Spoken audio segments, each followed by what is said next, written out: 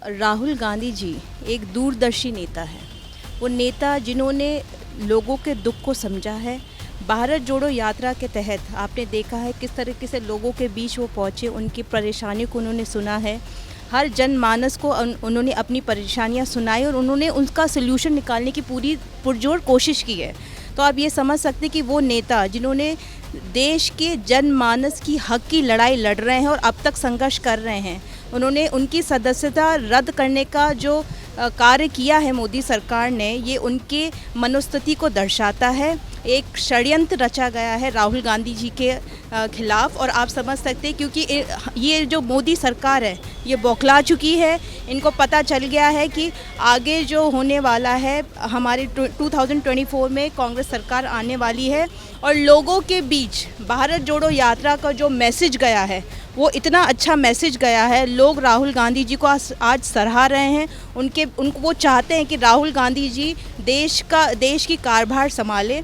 तो मोदी सरकार जो है वो डर चुकी है और उनका सीधा सीधा निशाना जो राहुल गांधी के ऊपर लगाया गया है, जो उनको सदस्यता उनकी जो रद्द की गई है, वो उनकी मनोस्थिति को दर्शाता है। राहुल गांधी जी जनता के साथ कर रहे हैं, उनके साथ संघर्ष कर रहे हैं और आज भी आप अगर देख सकते हैं उनकी सदस्यता रद्द होने के बावजूद भी वो लोगों के बीच जा रहे हैं। आप देख सकते हैं किस तरीके से वो एक मैकेनिक है उसके पास जा रहे हैं, उनसे उसकी परेशानी को समझ रहे हैं। तो नेता कौन होता है? नेता वही होता है जो हर एक देश के जो जनता है उसकी परेशानी को समझ सके और उसका हल निकालने की कोशिश कर सके, ना कि मोदी सरकार जैसे कि जो अपने सिर्फ अडानी और अंबानी जो उनके अमीर मित्र हैं उनकी सहायता कर रहे हैं, उनको हर तरीके से सपोर्ट किया जा रहा है और हमारी आम जनमानस जो हमारी आम जनता है वो परेशान हो, चाहे वो महंगाई का मामला हो, चाहे वो महिलाएं का मामला हो।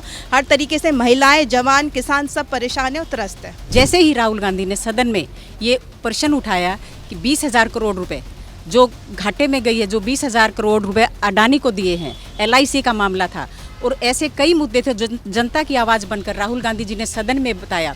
तो क्योंकि मोदी जी डर गए, सदन में सारी दुनिया देख रही थी, मोदी जी ने उनके माइक बंद कर दिए, सब कुछ बंद हो गया वहाँ पे। ये करना मोदी जी के लिए बहुत ही ज़्यादा खतरनाक साबित होगा कि राहुल गांधी जनता के मुद्दे जनता के सामने उठा रहे हैं। इसलिए मोदी जी ने ये कदम उठाया और राहुल गांधी जी की सदस्यता रद्द कर दी। लेकिन राहुल गांधी घर बैठने वाले नहीं है, उन्होंने भारत यात्रा की, आज तक देश में किसी ने भी नहीं की। और मैं ये कहना चाहूँगी आज तक देश में ऐसा कोई भी कानून नहीं है जिसको इस प्रकार का सदस्यता जिसकी रद्द हुई हो। ये पहला ही मामला है और ये द्वेष की भावना से किया गया मोदी जी ने। लेकिन मोदी जी को ये पता होना चाहिए कि राहुल गांधी जी जनता की आवाज़ हैं, बनते रहेंगे और राहुल जी ना डरे हैं ना डरते हैं, राहुल इनको कहते हैं।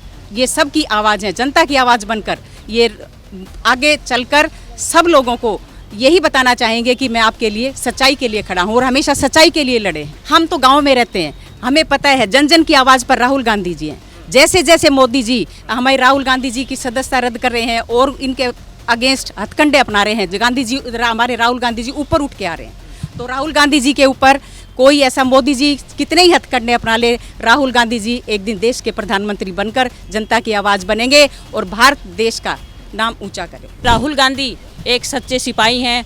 उनको पता है एक आम आदमी की और जो गरीब लोग हैं उनकी, महिलाओं की, उनके दुखों की पहचान है। क्योंकि गांधी परिवार ने सब कुछ जनता के ऊपर, अपने देश के ऊपर निछावर किया है। उनकी दादी जी को गोली से मारा गया, अपने राजीव गांधी जी ने अपने देश के लिए जान दी। तो मैं यही कहना चाहती हूँ कि जो मोदी जी हैं वो एक दुख को नहीं समझ सकते क्योंकि उन्होंने कुछ किया ही नहीं। राहुल गांधी 2024 में भारत के प्रधानमंत्री बनेंगे और देश की गद्दी संभालेंगे और मोदी जी को बाहर का रास्ता दिखाएंगे। 8 साल का आपने राज देख लिया, 9 साल हो गए, तो आपने देखा होगा वो कहता रहता है मोदी जी 70 साल में कांग्रेस ने क्या किया, 70 साल में कांग्रेस ने क्या किया। मैं उसको ये कहना चाहती हूँ 70 साल में कांग्रेस ने वो किया जो तूने धीरे धीरे सब कुछ बेच दिया, रेलवे बेच दिया, LIC बेच दी। और दूसरी बात, उसका खुद का चलाया हुआ 2000 का नोट जो 5 साल तक नहीं चला सका, तो वो देश को क्या संभालेगा जो हमारे से 70 साल का जवाब मांग रहा है। सत्य कभी भी हमें परेशान तो हो सकती है लेकिन पराजित नहीं हो सकती है। और राहुल गांधी जी की जहाँ तक बात है, राहुल गांधी जी एक ऐसे नेता है और उस घराने से आते हैं जो देशभक्त परिवार से बोला जाता है। उनके घराने कितने बलिदान दिए हैं ये पूरा देश जानता है। जहाँ तक बीजेपी सरकार है उनकी छवि को पूरे धूलिम करने पे लगी हुई है। और जो एक देशभक्त परिवार के आते हैं वही लोग जानते हैं, क्योंकि मैं भी एक देशभक्त परिवार से आती हूँ, मैं भी आज़ाद हिंद फौज परिवार से आती हूँ। मेरे दादाजी सुभाष चंद्र बोस जी के साथ थे, तो मैं इस दर्द को समझ सकती हूँ कि अगर कोई देशभक्त परिवार को बदनाम करने की कोशिश करता है तो वो उससे घटिया इंसान इस देश के लिए कोई नहीं हो सकता।